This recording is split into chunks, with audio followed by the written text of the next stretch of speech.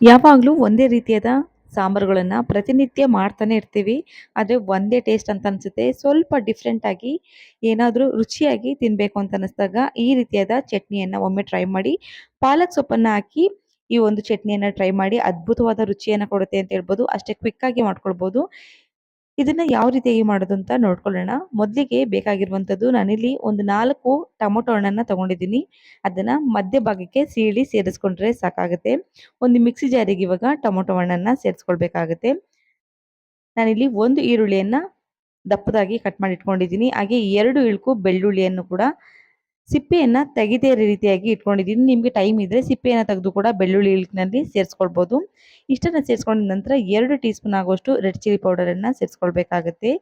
ನಿಮ್ಮ ಖಾರಕ್ಕೆ ಅನುಗುಣವಾಗಿ ಪುಡಿಯನ್ನ ಸೇರಿಸ್ಕೊಳ್ಬೋದು. ಇವಾಗ ಇದನ್ನ ಸಣ್ಣದಾಗಿ ಪೇಸ್ಟ್ ಅನ್ನ ಮಾಡಿ ಒಂದು ಸೈಡಿಗೆ ಎತ್ತಿಟ್ಕೊಳ್ಬೇಕಾಗುತ್ತೆ. ನಾನಿಲ್ಲಿ ಇವಾಗ ಒಂದು ಅಗಲವಾದ ಪ್ಯಾನಿಗೆ ಒಂದು 4 ಟೇಬಲ್ ಸ್ಪೂನ್ ಆಗುವಷ್ಟು ಎಣ್ಣೆ, ಅದಕ್ಕೆ ಇವಾಗ 2 ಟೀ ಸ್ಪೂನ್ ಆಗುವಷ್ಟು ಸಾಸಿವೆ, 1 ಟೀ ಸ್ಪೂನ್ ಆಗುವಷ್ಟು ಜೀರಿಗೆಯನ್ನ ಸೇರಿಸ್ಕೊಳ್ತಾ ಇದ್ದೀನಿ.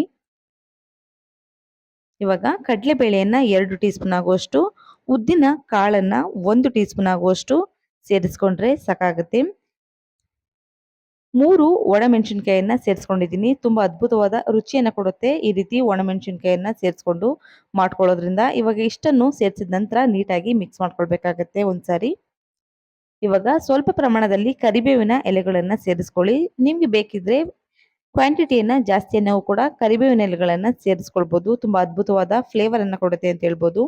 ಇವಾಗ ಇದಕ್ಕೆ ಒಂದು ಚಿಟಿಕೆಯಷ್ಟು ಇಂಗನ್ನ ಸೇರಿಸ್ಕೊಂಡಿದ್ದೀನಿ. ಇಂಗನ್ನ ಹಾಕೋದ್ರಿಂದ ಅದ್ಭುತವಾದ ಫ್ಲೇವರ್ ಕೂಡ ಬರುತ್ತೆ. ಹಾಗೆ ಜೀರ್ಣಕ್ರಿಯೆ ಕೂಡ ತುಂಬಾ ಚೆನ್ನಾಗಿ ಆಗುತ್ತೆ. ಇವಾಗ ಮೊದಲಿಗೆ ನಾವಿಲ್ಲಿ ಪೇಸ್ಟ್ ಅನ್ನ ಮಾಡಿಟ್ಕೊಂಡಿರ್ತಕ್ಕಂಥದ್ದನ್ನ ಸೇರಿಸ್ಕೊಳ್ಳೋಣ.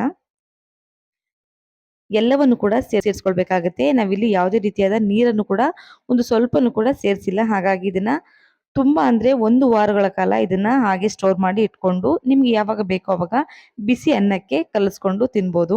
ಇವಾಗ ಇಷ್ಟನ್ನ ಸೇರಿಸ್ಕೊಂಡ ನಂತರ ನೀಟಾಗಿ ಮಿಕ್ಸ್ ಮಾಡಿಕೊಂಡು ಲಿಡ್ ಅನ್ನ ಕ್ಲೋಸ್ ಮಾಡಿ ಒಂದು 2 ನಿಮಿಷಗಳ ಕಾಲ ಕಡಿಮೆ ಫ್ಲೇಮ್ ಅನ್ನ ಇಟ್ಕೊಂಡು ಬೇಯಿಸ್ಕೊಳ್ಬೇಕಾಗುತ್ತೆ. ನೋಡಿ, ಒಂದು 2 ನಿಮಿಷಗಳ ಕಾಲ ಕಡಿಮೆ ಫ್ಲೇಮ್ ಅನ್ನ ಇಟ್ಕೊಂಡು ಬೇಯಿಸ್ಕೊಂಡಿದ ನಂತರ ಎಣ್ಣೆ ನೀಟಾಗಿ ತೇಲಿ ಬರ್ತಾ ಇದೆ. ಈ ಪ್ರಮಾಣದಲ್ಲಿ ಇದನ್ನ ಚೆನ್ನಾಗಿ ಬಿಸಿ ಮಾಡಿಕೊಂಡು ಬೇಯಿಸ್ಕೊಂಡ್ರೆ ಸಾಕಾಗುತ್ತೆ. ಇವಾಗ ಇದಕ್ಕೆ 1/4 ಟೀ ಸ್ಪೂನ್ ಆಗುವಷ್ಟು ಅರಿಶಿಣದ ಪುಡಿಯನ್ನ ಸೇರಿಸ್ಕೊಳ್ಬೇಕಾಗುತ್ತೆ. ಹಾಗೆ ರುಚಿಗೆ ಅನುಗುಣವಾಗಿ ಉಪ್ಪನ್ನ ಸೇರಿಸ್ಕೊಂಡು ನೀಟಾಗಿ ಇನ್ನೊಮ್ಮೆ ಮಿಕ್ಸ್ ಮಾಡ್ಕೊಳ್ಬೇಕಾಗುತ್ತೆ. ಎಷ್ಟು ಅದ್ಭುತವಾಗಿ ಬರುತ್ತೆ ಅಂದ್ರೆ ಒಮ್ಮೆ ಟ್ರೈ ಮಾಡಿದ್ರೆ ಪದೇ ಪದೇ ಮಾಡ್ಕೊಳ್ತಾನೆ ಇರ್ತೀರಾ. ಅಷ್ಟೊಂದು ಟೇಸ್ಟಿಯಾಗಿ ಬರುವಂತ ಈ ಒಂದು ಚಟ್ನಿಯ ರೆಸಿಪಿಯನ್ನ ಖಂಡಿತ ಮನೇಲೊಮ್ಮೆ ಟ್ರೈ ಮಾಡಿ ಅಂತ ಹೇಳಲಿಕ್ಕೆ ಇಷ್ಟಪಡ್ತೀನಿ. ಇವಾಗ ನಾನಿಲ್ಲಿ 2 ಕಟ್ಟಿನಷ್ಟು ಪಾಲಕ್ ಸೊಪ್ಪನ್ನ ನೀಟಾಗಿ ಬಿಡಿಸಿ ನೀರಿನಲ್ಲಿ ಚೆನ್ನಾಗಿ ವಾಶ್ ಮಾಡಿ ಸೇರಿಸ್ಕೊಳ್ತಾ ಇದ್ದೀನಿ. ಸಣ್ಣ ಸಣ್ಣದಾಗಿ ಚಾಪ್ ಮಾಡಿ ಸೇರಿಸ್ಕೊಂಡ್ರೆ ಸಾಕಾಗುತ್ತೆ. ಅದ್ಭುತವಾದ ರುಚಿಯನ್ನ ಕೊಡುತ್ತೆ ಈ ಒಂದು ಪಾಲಕ್ ಸೊಪ್ಪು ಈ ಒಂದು ಚಟ್ನಿಗೆ ಅಂತ ಹೇಳ್ಬೋದು. ಇವಾಗ ಪಾಲಕ್ ಸೊಪ್ಪನ್ನ ಹಾಕಿದ ನಂತರ ನೀಟಾಗಿ ಒಂದಕ್ಕೊಂದು ಬೇರೆ ರೀತಿಯಾಗಿ ಮಿಕ್ಸ್ ಮಾಡ್ಕೊಳ್ಬೇಕಾಗುತ್ತೆ.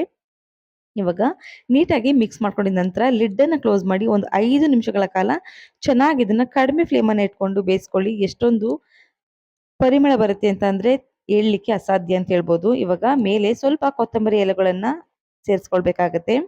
ಇವಾಗ ಕೊತ್ತಂಬರಿ ಎಲೆಗಳನ್ನ ಸೇರಿಸ್ಕೊಂಡಿದ ನಂತರ ನೀಟಾಗಿ ಮಿಕ್ಸ್ ಮಾಡಿಕೊಂಡು ಫ್ಲೇಮ್ ಅನ್ನ ಆಫ್ ಮಾಡ್ಕೊಂಡ್ರೆ ಸಾಕಾಗುತ್ತೆ.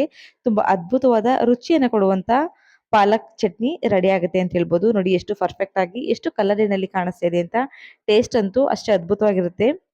ಇವಾಗ ಇದನ್ನ ನೀಟಾಗಿ ಬಿಸಿ ಅನ್ನಕ್ಕೆ ಸ್ವಲ್ಪ ತುಪ್ಪವನ್ನು ಸೇರಿಸ್ಕೊಂಡು ಈ ರೀತಿ ಚಟ್ನಿಯನ್ನ ಮಾಡ್ಕೊಂಡು ತಿನ್ನೋದ್ರಿಂದ ವಾರಕ್ಕೆ ಒಂದು 2 ಸರಿನಾದ್ರೂ ಇದೇ ರೀತಿಯಾಗಿ ಮಾಡ್ಕೊಂಡು ತಿನ್ಬೇಕು ಅಂತ ಅನ್ಸುತ್ತೆ. ಅಷ್ಟೊಂದು ರುಚಿಯಾಗಿ ಬರುತ್ತೆ.